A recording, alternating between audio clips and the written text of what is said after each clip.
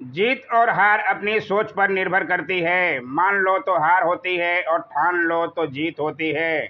नमस्कार दोस्तों, मैं Premchandra. Welcome to my YouTube channel pre exam training.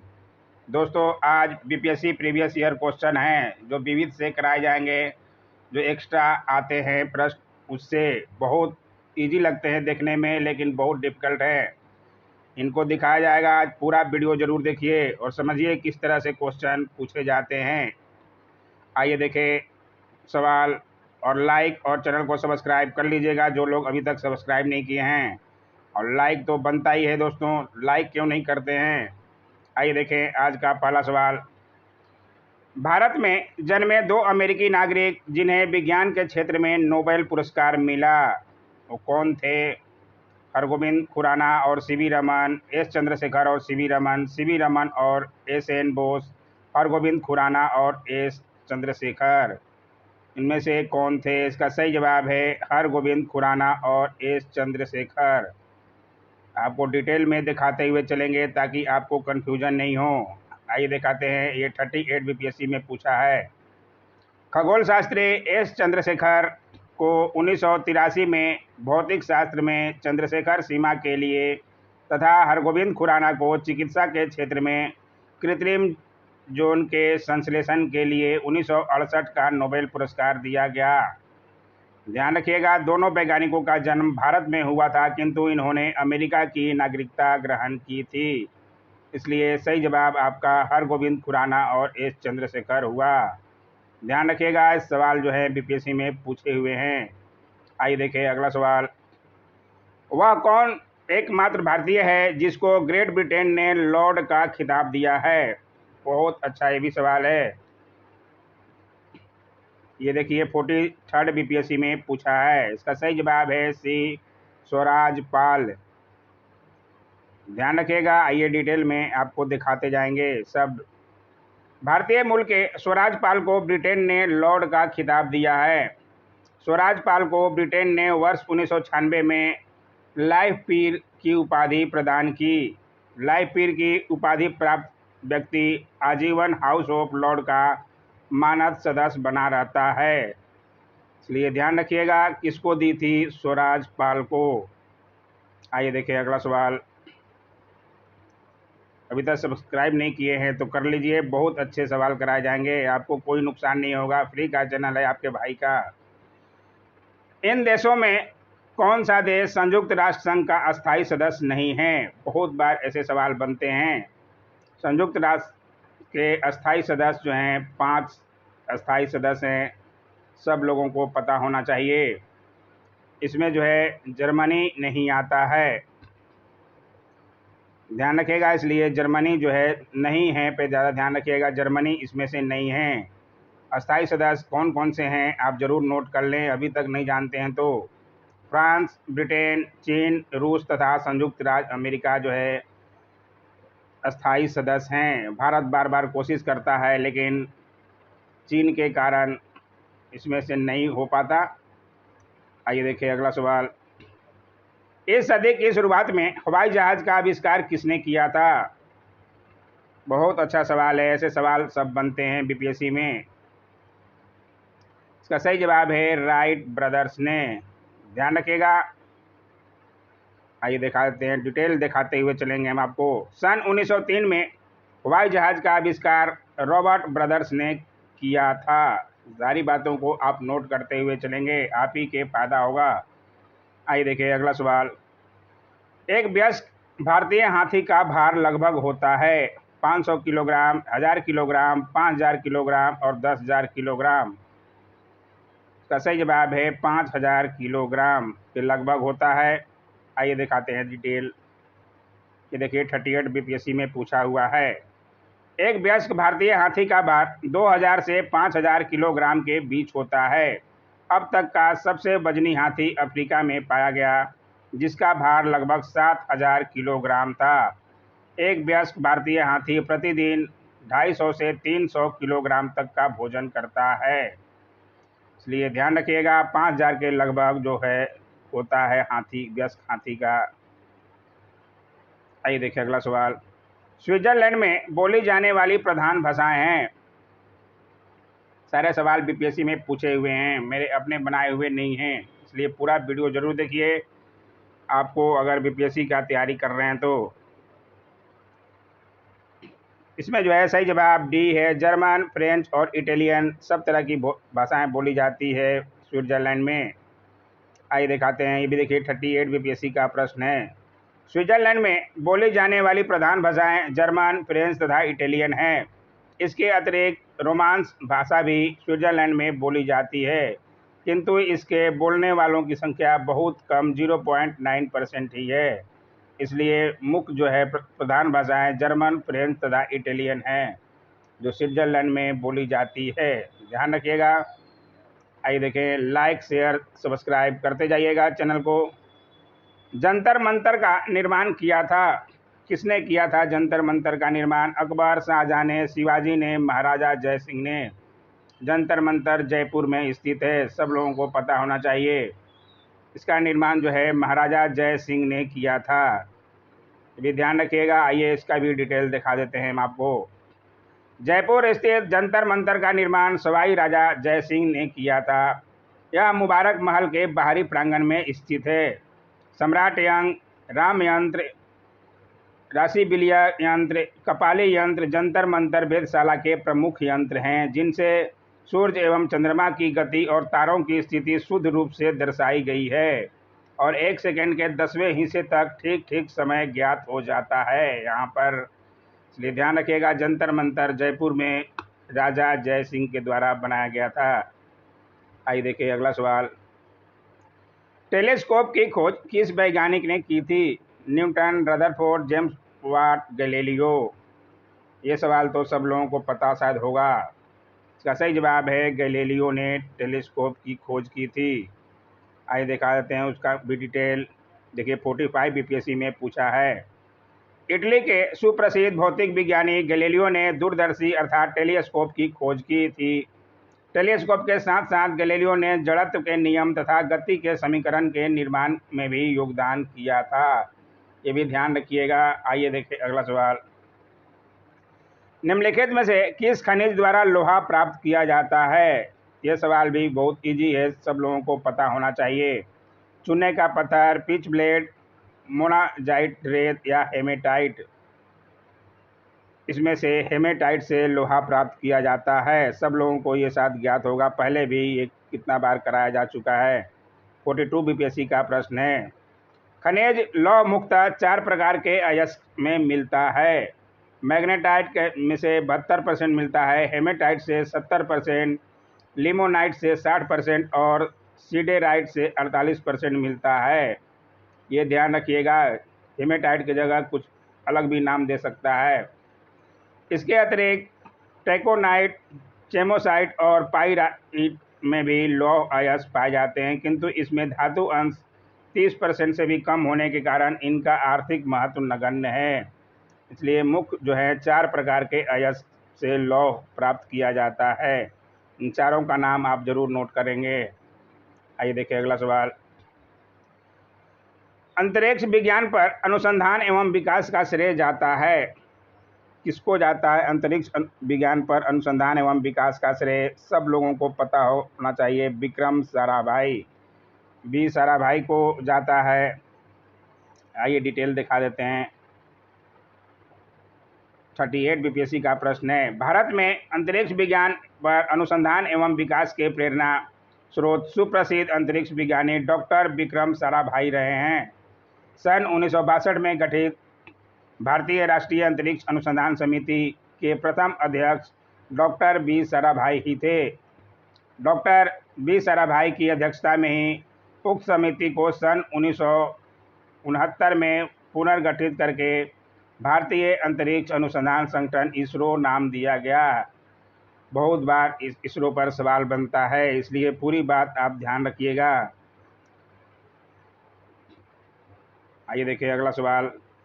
ISRO के वर्तमान अध्यक्ष कौन हैं? अगर आप जानते हैं तो जरूर कमेंट कीजिए, मैं बार बार बताया हूं आपको। परमाणु ऊर्जा में भारतीय कार्यक्रम के जनक हैं। परमाणु ऊर्जा में भारतीय कार्यक्रम के जनक एच जे भाभा हैं। ध्यान रखिएगा, बहुत बार सवाल बना है। ये देखिए बीपीएससी में 38 बीपीएससी में बना है। भारतीय परमाणु ऊर्जा कार्यक्रम के जनक डॉक्टर होमी जहांगीर भाभा हैं। भारत में 10 अगस्त 1948 को डॉक्टर होमी जहांगीर भाभा की अध्यक्षता में परमाणु ऊर्जा आयोग का गठन किया गया। डॉक्टर भाभा ने 3 चरण वाले परमाणु ऊर्जा जनन का कार्यक्रम निर्धारित किया। भारत का परमाणु ऊर्जा कार्यक्रम क्रमशः इसी दिशा में विकसित हो रहा है, इसलिए पूरी बातों को ध्यान रखिएगा। परमाणु ऊर्जा कार्यक्रम के जनक डॉक्टर होमी जहांगीर भाभा हैं। नाम जरूर नोट करते हुए चलेंगे, आपका बहुत फायदा होगा। न्यूजीलैंड में पाया जाने वाला उड़नहीन पक्षी है जो उड़ नहीं सकता है, उसमें से कौन पक्षी है? शुतुरमुर्ग, एल्बेट्रॉस, कीवी, में से कोई नहीं। न्यूजीलैंड में पाया जाने वाला सबको लोगों को पता होगा कीवी। ये जो मैच में भी देखते होंगे, हर जगह देखते होंगे, कीवी जो है न्यूजीलैंड में सबसे ज़्यादा पाया जाता है। इसलिए ये सवाल तो बहुत इजी था, लेकिन नहीं जानने वालों के लिए बहुत डिफिकल्ट। नहीं जानते हैं ज़रूर नोट कर लें। कीवी न्यूजीलैंड का राष्ट्रीय पक्षी है। पक्षी वर्ग में शामिल कीवी उड़ नहीं सकता है, परंतु बहुत तेज़ दौड़ सकता है, इसलिए ध्यान रखिएगा। 40 बीपीएससी में पूछा हुआ है। सिविल सर्विस एग्ज़ाम में ये सवाल पूछे जाते हैं। चिपको आंदोलन है। चिपको आंदोलन क्या था? छुआछूत रोकने के लिए आंदोलन, वृक्षों को बचाने के लिए आंदोलन, दूध उत्पादन के लिए एक संघ, या इनमें से कोई नहीं? सही जवाब है चिपको आंदोलन वृक्षों को बचाने के लिए एक आंदोलन था। ध्यान रखिएगा। आइए देखें उसका डिटेल। 38 बीपीएससी का प्रश्न है। भाले कुल्हाड़ी चमकेंगे, हम पेड़ों पर चिपकेंगे, ये उनका नारा था। पेड़ों पर हथियार उठेंगे, हम भी उनके साथ कटेंगे।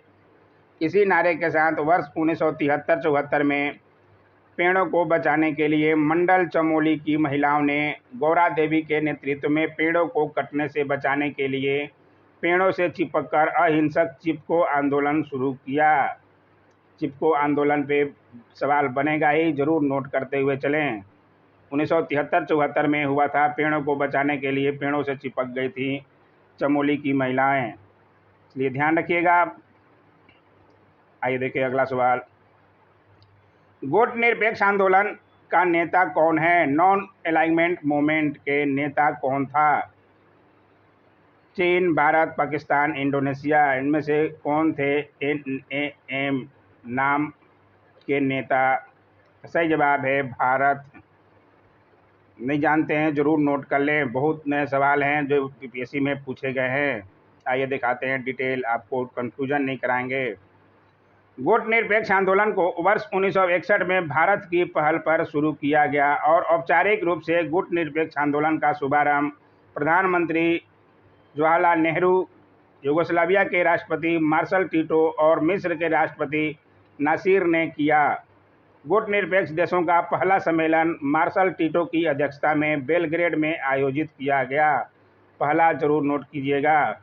इस आंदोलन की 18वीं मध्यावधीय बैठक 4 से 6 अप्रैल 2018 के मध्य बाकू, अजरबैजान में आयोजित हुई थी। ये सवाल 65 बीपीएससी का प्रश्न है, इसलिए एक प्रश्न में 2-3 प्रश्न छुपा हुआ है। आप ध्यान से सारी बातों को नोट करते हुए चलेंगे। आइए देखें अगला सवाल। प्रथम भारतीय उपग्रह आर्यभट्ट कब छोड़ा गया? भारत का प्रथम उपग्रह जो है आर्यभट्ट है, सब लोगों को पता होगा। आर्यभट्ट कौन थे सब जानते होंगे, गणितज्ञ, खगोल शास्त्री। कब छोड़ा गया? 19 अप्रैल 1975 को। डेट वाइज पूछा जाता है, आपके सामने है प्रश्न। ये देखिए 44 बीपीएससी का प्रश्न है। आइए डिटेल देख लेते हैं।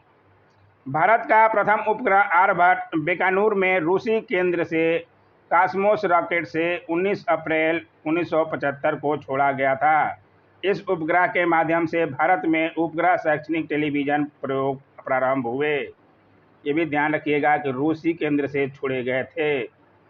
और कौन से रॉकेट? कॉस्मोस रॉकेट से। ये सारी बातों को आप नोट करिएगा। कहाँ से क्वेश्चन पूछेगा कोई नहीं जानता, एग्जाम हॉल में फिर दिवाली गिनिएगा।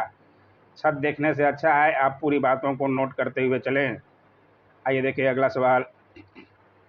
रामेश्वरम किस राज्य का हिस्सा है? आंध्र प्रदेश, तमिलनाडु, बिहार और केरल। सही जवाब है इसमें तमिलनाडु का हिस्सा है रामेश्वरम। आइए दिखाते हैं, दक्षिणी भाग है। रामेश्वरम तमिलनाडु राज्य का दक्षिणतम भाग है, इसलिए ये तमिलनाडु का ही हिस्सा है। अब ध्यान रखिएगा, 43rd बीपीएससी का प्रश्न है, इसलिए पूरा वीडियो देखिए ताकि आपको पता चले कि एक्स्ट्रा में कहाँ से सवाल बनते हैं। भारत में सिलिकॉन घाटी का नाम किसे दिया गया है? सिलिकॉन घाटी हैदराबाद, मुंबई, बेंगलोर, चेन्नई में से किसको दिया गया है? सब लोगों को ये बताया गया है पहले भी। इसका सही जवाब है बंगलोर, बंगलुरु, बंगलोर, कुछ भी कहते हैं। कर्नाटक के बंगलोर या बंगलुरु को भारत के सिलिकॉन घाटी की संज्ञा दी गई है, इसलिए ध्यान रखिएगा, ये सवाल बार बार बनता है, 43rd बीपीएससी में पूछा गया है। आइए देखिए अगला सवाल। निकोलस कोपरनिकस प्रसिद्ध हैं, किस लिए प्रसिद्ध हैं? निकोलस कोपरनिकस का नाम जरूर सुने होंगे, आप साइंस पढ़े होंगे। ये सारे क्वेश्चन लगभग 10वीं के पहले के ही हैं, 10वीं तक आप ये सब पढ़ लेते हैं। निकोलस कोपरनिकस क्यों प्रसिद्ध हैं? ये बताने के लिए कि ग्रह जो है सूर्य के चारों ओर चक्कर लगाते हैं, न कि पृथ्वी के, इसलिए ये सही जवाब जो है ये है बी। ध्यान रखिएगा, ग्रह जो हैं सूर्य के चारों ओर चक्कर लगाते हैं, न कि पृथ्वी के चक्कर लगाते हैं, यानी कि पृथ्वी जो है सूर्य के चक्कर लगाती है, सब लोगों को ज्ञात होना चाहिए। आइए देखा जाते हैं डिटेल। निकोलस कोपरनिकस 1473 से 1543 ईस्वी तक ने गणित और ज्योतिष के क्षेत्र में मिली सफलता के फलस्वरूप टोलमी की एक मान्यता का खंडन कर दिया कि पृथ्वी ब्रह्मांड का केंद्र है। कोपरनिकस ने सूर्य को ब्रह्मांड का केंद्र माना तथा यह बताया कि ब्रह्मांड के अन्य ग्रह की भांति पृथ्वी भी सूर्य का चक्कर लगाती है, इसलिए ध्यान रखिएगा, सूर्य का चक्कर पृथ्वी लगाती है, ये घोषित किए थे निकोलस कोपरनिकस। आइए देखें अगला सवाल। दक्षेस यानी कि सार्क आंदोलन शुरू करने का उद्देश्य था। सार्क आंदोलन शुरू करने का उद्देश्य क्या था? बहुत अच्छा सवाल है। सार्क में कुल 7 सदस्य देश हैं, जिसमें भारत के सारे पड़ोसी देश हैं जो भारत के से टच करते हैं। भारत, नेपाल, पाकिस्तान, बांग्लादेश, श्रीलंका, भूटान एवं मालदीव, ये सातों का नाम आप जरूर नोट करेंगे, कहीं भी पूछा जा सकता है। सार्क देश में कौन से देश शामिल नहीं हैं, ऐसे करके भी पूछा जाता है, इसलिए भारत, नेपाल, पाकिस्तान, बांग्लादेश, श्रीलंका, भूटान एवं मालदीव, ये सब सार्क देश में शामिल हैं। इनका उद्देश्य पूछ रहा है, इनका उद्देश्य था क्षेत्रीय सहयोग, पड़ोसी देश थे इसलिए क्षेत्रीय सहयोग इनका उद्देश्य था। आइए दिखाते हैं। बांग्लादेश के तत्कालीन राष्ट्रपति जिया उल रहमान की पहल पर 8 दिसंबर 1985 को स्थापित दक्षिण एशियाई क्षेत्रीय सहयोग संगठन दक्षेस, ध्यान रखिएगा, south Asia association of regional cooperation full form है इसका, ये भी ध्यान रखिएगा, का मुख्य उद्देश्य सदस्य देशों के साथ सहयोग में वृद्धि रहा है। पूरी बातों को आप नोट कर लीजिएगा, इसमें कौन कौन से अस्थायी सदस्य हैं 7, वो भी नोट कर लीजिएगा। भारत के सारे पड़ोसी देश, चीन को छोड़कर। सही कथन चुने। आर्यभट्टीय एक गणितीय ग्रंथ है, सही बात है। लीलावती नामक ग्रंथ ब्रह्मगुप्त कृत है, ये सही नहीं है, बाकी सब सही नहीं है, इसमें से जो है एक ही सही है। आइए डिटेल दिखा देते हैं, आप तुमको टेंशन नहीं लेना है। आर्यभट्ट 5वीं सदी ईसा पूर्व के महान खगोल शास्त्री, गणितज्ञ तथा ज्योतिषाचार्य थे। आर्यभट्टीय गणित संबंधी ग्रंथ है, इसलिए ये सही हो गया। आइए दिखाते हैं। लीलावती के रचनाकार भास्कर द्वितीय हैं, जबकि यहाँ दिया है ब्रह्मगुप्त, इसलिए ये गलत हो गया। पंच सिद्धांतिका के रचयिता बराह मिहिर हैं, जो चंद्रगुप्त विक्रमादित्य के दरबार में थे, इसलिए ध्यान रखिएगा, यहाँ पे लिखा है 7वीं सदी का ग्रंथ है, 7वीं सदी का नहीं है वो। और लास्ट में है गणित सार संग्रह में शून्य को भी संख्या माना गया है। जबकि यहाँ पे लिखा है नहीं माना गया है, इसलिए ये सारे सवाल गलत हैं। 3 ए सही है। आर्यभट्टीय एक गणितीय ग्रंथ है, ऐसे आपको चुनना होगा। 43rd बीपीएससी का प्रश्न है। आइए देखें अगला सवाल। वंदे मातरम गीत के रचनाकार थे। ये सवाल तो शायद सब लोग बता ही देंगे। वंदे मातरम के रचनाकार बंकिम चंद्र चटर्जी थे। ये सवाल तो शायद सब लोग जानते होंगे। वंदे मातरम गीत के रचनाकार प्रसिद्ध बांग्ला लेखक बंकिम चंद्र चटर्जी थे। सन्यासी विद्रोह की पृष्ठभूमि पर रचित आनंद मठ नामक पुस्तक से वंदे मातरम गीत उदित है। 1896 के कांग्रेस के कलकत्ता अधिवेशन में ही इसे पहली बार गाया गया था। पूरी बातें में 3-4 क्वेश्चन छुपा हुआ है, इसलिए आप पूरी बातों को नोट कीजिए। 1896 के कांग्रेस के कलकत्ता अधिवेशन में पहली बार गाया गया, ये एक सवाल बन जाता है। आनंद मठ नामक पुस्तक से लिया गया, ये भी सवाल बन जाता है। और किस विद्रोह की पृष्ठभूमि पर रचित है? सन्यासी विद्रोह की। इसलिए सारी बातों को नोट कर लीजिए, आप ही का फायदा होगा। आइए देखिए अगला सवाल। अंतर्राष्ट्रीय संबंधों में निम्नलिखित में से किस कारक का योगदान नहीं है? अंतर्राष्ट्रीय संबंध में किसका योगदान नहीं है? तकनीकी प्रगति, ये होना चाहिए। आक्रामक राष्ट्रवाद की भावना, ये नहीं होना चाहिए। अंतर्राष्ट्रीय व्यापार का विकास, ये भी होना चाहिए। उद्योगों का विकास, ये भी होना चाहिए अंतर्राष्ट्रीय संबंधों में। इसमें जो है आक्रामक राष्ट्रवाद की भावना नहीं होना चाहिए, नहीं तो दोनों देशों में लड़ाई हो जाएगा। आइए दिखाते हैं इसका डिटेल आपको। आक्रामक राष्ट्रवाद अंतर्राष्ट्रीय संबंधों में बाधक कारक है। शेष तीनों विकल्प अंतर्राष्ट्रीय संबंधों में सहायक सिद्ध होते हैं। जापान और जर्मनी का राष्ट्रवाद आक्रामक राष्ट्रवाद ही था, जिसके कारण तत्कालीन समय में अंतर्राष्ट्रीय जगत विपरीत रूप में प्रभावित हुआ। इसलिए ध्यान रखिएगा, कारण नहीं है। आइए देखिए अगला सवाल। प्रभावती देवी किस क्षेत्र की स्वतंत्रता संग्राम सेनानी थी? चंपारण, पटना, भागलपुर, शाहाबाद। प्रभावती देवी का नाम जरूर सुने होंगे। बिहार के इतिहास में, बिहार के राजनीति में स्वतंत्रता सेनानी जयप्रकाश नारायण की पत्नी थी, ये भी ध्यान रखिएगा। ये दिखा देते हैं उनका डिटेल। ये देखिए 2008 में पूछा हुआ है, 48 से 52 बीपीएससी में। प्रभावती का जन्म 1906 को हुआ था। उनके पिता श्री ब्रज किशोर प्रसाद जी थे, जो बिहार के प्रसिद्ध कांग्रेसी नेता थे। जयप्रकाश नारायण से उनका विवाह हुआ जब वह केवल 14 वर्ष की थी और जेपी बाबू 18 वर्ष के थे। इसलिए ध्यान रखिएगा, जेपी बाबू, जयप्रकाश नारायण, ब्रज किशोर प्रसाद वही थे जिन्होंने राजकुमार शुक्ल को गांधी जी से भेंट कराया था। आपको याद आ गया होगा 1917 के लखनऊ थी चंपारण सत्याकांड। आइए देखें अगला सवाल। बहुत अच्छा सवाल है ये भी। श्री जगत नारायण लाल की पत्नी का नाम था। बहुत अच्छा ये भी सवाल है। ये भी सवाल 38 बीपीएससी में पूछा हुआ है। इसका सही जवाब है ए, श्रीमती राम प्यारी देवी। आइए दिखाते हैं डिटेल। श्री जगत नारायण लाल की पत्नी का नाम राम प्यारी देवी था। भारत छोड़ो आंदोलन के दौरान राम प्यारी देवी ने बांकीपुर में सभा को संबोधित किया और लोगों ने से सरकारी नौकरी छोड़ने का आह्वान किया था, इसलिए ये प्रसिद्ध हैं। इसलिए सवाल बनता है। आइए देखें आज का आखिरी सवाल। सूर्य ग्रहण तब होता है जब क्या होता है? सब लोगों को ये तो पता ही होना चाहिए, लेकिन बच्चे कंफ्यूज हो जाते हैं कि बीच में चंद्रमा आता है कि पृथ्वी आता है कि सूर्य आता है। इसलिए पूरी बातों को समझ लीजिएगा।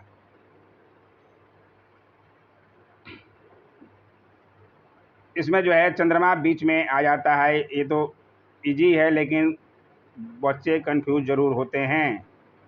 आप ध्यान रखिएगा। ये दिखाते हैं आपको डिटेल। सूर्य ग्रहण तब होता है जब चंद्रमा पृथ्वी का चक्कर लगाते हुए पृथ्वी और सूर्य के बीच आ जाता है, जिसके कारण सूर्य का कुछ हिस्सा दृष्टिगोचर नहीं होता। इसलिए ध्यान रखिएगा, बार बार सवाल बनता है। सूर्य ग्रहण, चंद्र ग्रहण पर अलग से वीडियो भी बनाया हुआ है मेरा, नहीं देखे हैं तो ज़रूर देखिए। छोटा दिन कौन सा होता है, बड़ा दिन कौन सा होता है, जो सवाल बार बार बनता है वो बताया गया है। आज का वीडियो कैसा लगा ज़रूर कमेंट किया कीजिए। Don't forget to like share comment subscribe my YouTube channel. Thanks for watching my YouTube channel.